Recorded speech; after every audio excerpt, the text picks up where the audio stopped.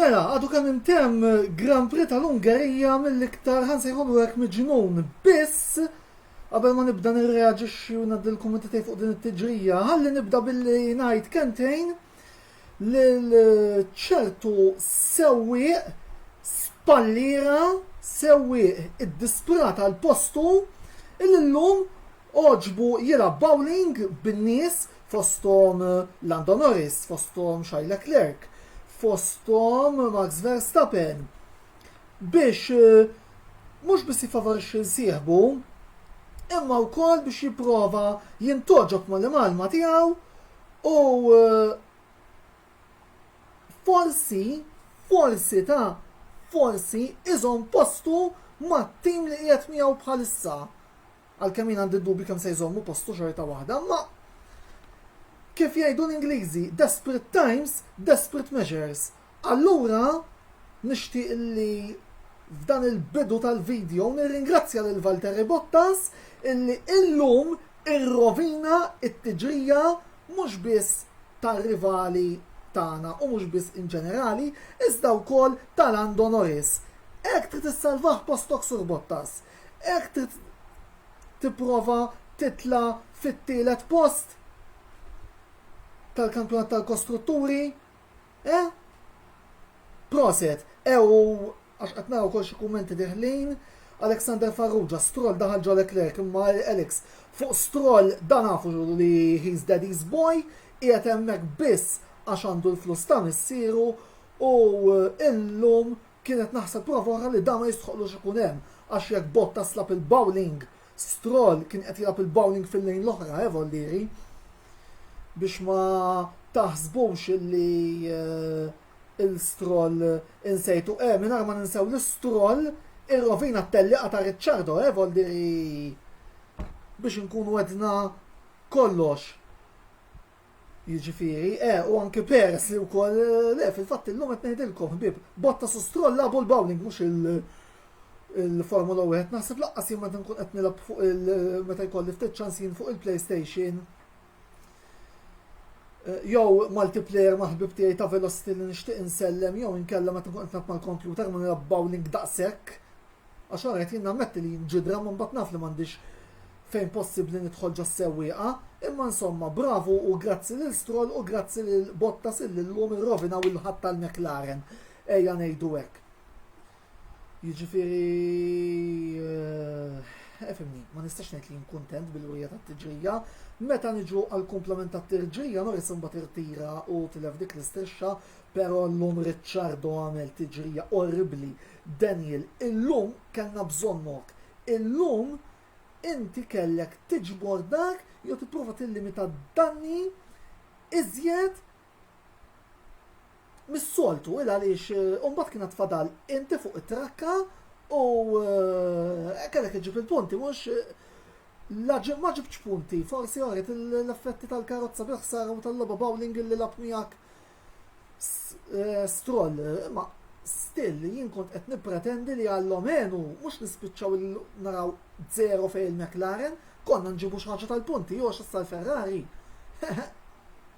Il-Ferrari ġabuna u il-Ferrari ġabuna qed ngħid ġabuna mhux qabżuna għax irridu nirringrazzjaw il-Sir Lewis Hamilton illi għat-tieni tiġrija konsekuttiva tella fil-punti il-Ferrari, 7 Silverstone u 3 llum għax kieku llum il-Ferrari qegħdin minn punti fuqna mill-inqas. M'hemmx tagħmel. Imma wara dan il-bidu fejn rid nagħmel żvog żgħir fuq id-diżastri li kellna llum il-McLaren illi bilħaq issa qed nistenna li fis-sajf forsi Ricciardo jmur jistrieħ jinsa l-F1 u forsi fis-Spa jiġi lura naqriżjed kif tgħidlek. Naqriżjed focused on the piece bit-tagħmel forsi jsolvi l-problemi l għandu. Jiġifieri ejja ħaniġu għat-tiġrija li intrebħet minn dan iż-żagħżugħ li qed naraw fuq l-isfond Esteban Ocon ħadd ma kien qed jistenna illi fl-aħħar mill-aħħar kienet se tkun l-Alpin li se tirbaħ din it-tiġrija iżda Ocon approfitta mill-froġa li għamel Hamilton fit-tluq illi baqa' sejjer minflok daħal biex jibda it-tires U rebaħ b'mod meritat u rnexxielu wkoll iżomm minkejja l-pressjoni li beda jagħmillu Sebastian Vettel il-spiċċattini. Dana huwa sewwieq żagħżugħ illi kien fil-kodba tal-Mercedes iżda naħseb li wara llum ta' risposta lil kulħadd illi dan ħaqqu il-post illi għandu fil-Formula 1. Biss ejja li niġu naraw naqra riżultati flimkien ta' din it-tiġrija kif qegħdin taraw hemmhekk, nisperaw li l-grafika hija ċara jekk le iġbdu li l-attenzjoni ħalli anke għal-tlielaq li miżdem jippruvaw ntejbu l-prodott. Esteban Ocon rebaħ din it-tiġrija fuq Sebastian Vettel u Sir Lewis Hamilton illi kif qed jippuntali tajjeb Nico mifsud għamel tiġrija fenomenali fejn wara l-froġa tal-tluq is-sur Wiċ irnexxielu jasal it-tielet ifhem m'hemm xi tajt fuq Hamilton inutli inkomplu nżidu s-superlattivi il għaliex nafu li huwa wet mill-aqwa sewwieqa illi qatrat il-Formula 1, jiġifieri llum kompla wara dan u l-fanboys tiegħu forsi bir-raġun jgħidu li huwa GOAT.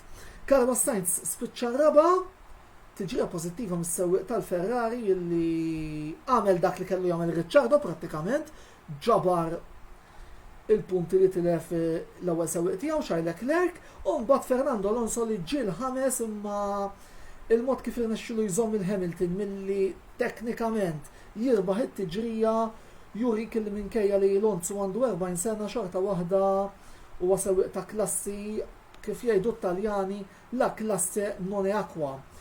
Imbagħad ġew iż-żewġ sewwieqa tal-Alfa Tauri, Pierre Gasly s-sitta Yuki Tsunoda s-seba', Pierre Gasly illi jagħmel ukoll l-aqwa ħin tat-tellieqa sa fl-aħħar il-Williams ġabu l-punti.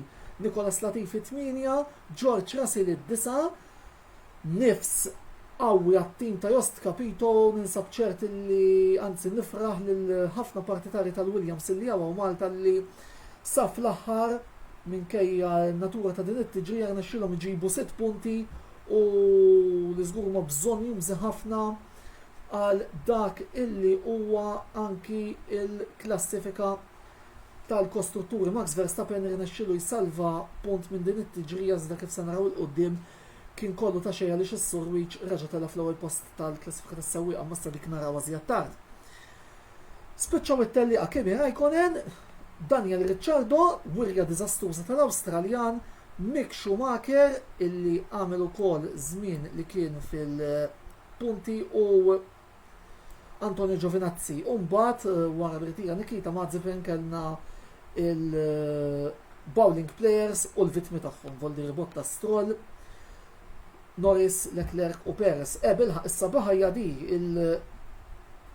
ta' dan kollu jiġifieri Bottas u Stroll kull ma se jaqilgħu 5 pożizzjonijiet ta' penalità x'jiskontaw fil-Grand Prix tal-Belġju. Jiena kien hemm kummenti fosthom minn anki mill-ħabib tiegħi wkoll kollega tat-tim ta' Antonello Sports Blog Dejz il-fej qalilna wkoll illi meta konna nitkellem fuq it-tiġrija fuq ċezz oħrajn daw irridu jaqilgħu raceban u kif irridu jaqilgħu raceban speċjalment Bottas illi kif qed ngħidu llum wara llum jiena qed nistenna li Toto Wolff se jgħidlu proset għandek il-kuntratt tal-sentejn oħra jibni tista' toqgħod hawnhekk tilabu tal-ispallira ta' Hamilton u tpappija naqra oħra minn fuq darna u fuq dar il-kumpanija tal-Mercedes. Ironikament fil-bidu tat-tiġrija anke dal-għodu kont qed ngħid illi kollox minn Bottas irtidur, jekk Bottas jirnexxielu jitlaq tajjeb Hamilton se jirbaħ. Jekk le u jirnexxielu jaqbżu Verstappen u mbagħad se naraw ġlieda bejn Hamilton